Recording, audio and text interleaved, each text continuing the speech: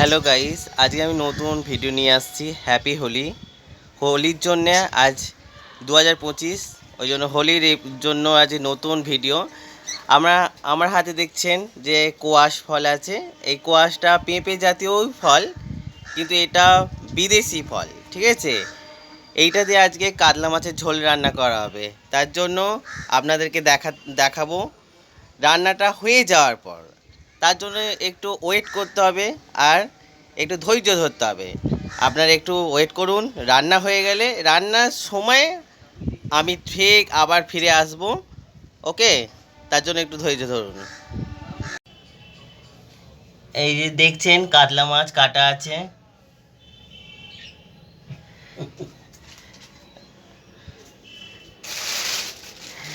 এখন আমরা কাটবো। জোগাড় করা হচ্ছে, আপনারা দেখুন এখন জোগাড় করা হচ্ছে।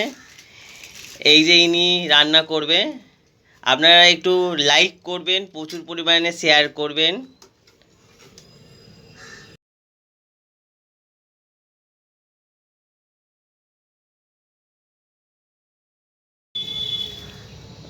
দেখছেন এটা একটা কোয়াশ, এর গায়ে দেখুন কাঁটা কাঁটা রয়েছে। দেখুন এই যে কাঁটা কাঁটা রয়েছে, পেঁপের মতনই দেখতে, কিন্তু এইটা ভারীও আছে, ওয়েট আছে। এইটুকানি ফলে অনেক ওয়েট আছে। আর এটাকে এবার আমরা কাটবো, কেটে আপনাদেরকে ফের আবার দেখানো হবে। দেখুন আমি এটাকে কেটেছি, দুফালি করেছি, সম্পূর্ণ দুফালি। দেখুন ভেতরে এরকম একটা মনে হয় দানা, এটা মনে হয় দানা। আর এই যে দেখতে পাচ্ছেন গায়ে কাঁটা, এর খোলাটা ছাড়ানো হবে এখন।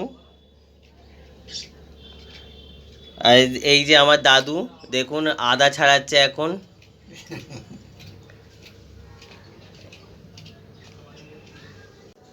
দেখো এই যে কোয়াশটা আমি কেটেছি, ভেতরে দেখো আমের মতনই অনেকটা অন্তর্টকটা অন্তর্টকটা অনেকটা আমের মতন। এই যে এই আমের মতন ভেতরের দানা, আর এই যে পর্দা। আর এটাকে কাটলে অনেক সময় জলীয় বাষ্পের মতন ওপরে হয়ে থাকে, দেখেছি একটু আঠা আঠা টাইপের। এটা পেঁপের যেমন সাদা আঠা বেরোয়, এর একটু জলীয় বাষ্পের মতন আঠাটা থাকে।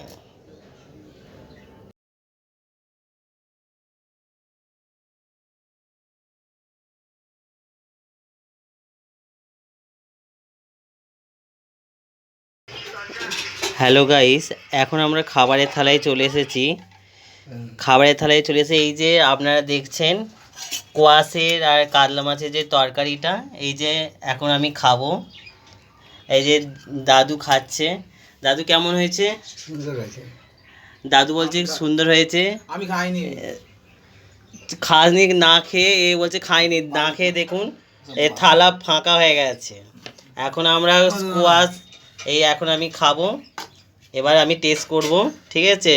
আপনারা দেখুন খুব ভালো রান্না হয়েছে গাইস, দেখতেই পাচ্ছেন কোয়াশের রান্না। আর এই যে কাতলা মাছ দিয়ে খাওয়া হচ্ছে, দেখতেই পাচ্ছেন খুব ভালো হয়েছে। এর পরের বারে আবার নতুন এপিসোড নিয়ে আসবো।